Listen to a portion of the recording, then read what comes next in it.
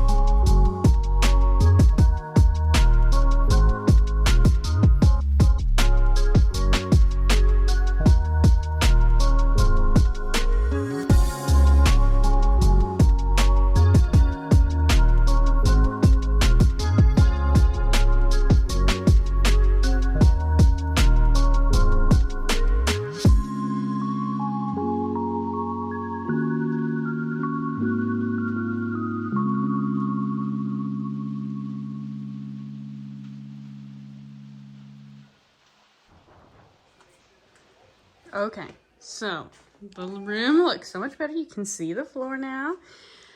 Whew. And I feel a lot better. The closet is still kind of messy. Also ignore the clothes down there. His hamper is in the dryer, or in the laundry room, because he's got clothes in there. But this is still kind of messy, but it's at least organized messy. I know where things are. I didn't build a couple things, like that's his walker that he won't be able to use for a couple more months. That's like a playpen area that he just doesn't need right this minute today. And then I didn't build the high chair today, but again, it'll be a couple months before he needs it. But everything now has a home. There's Frankie.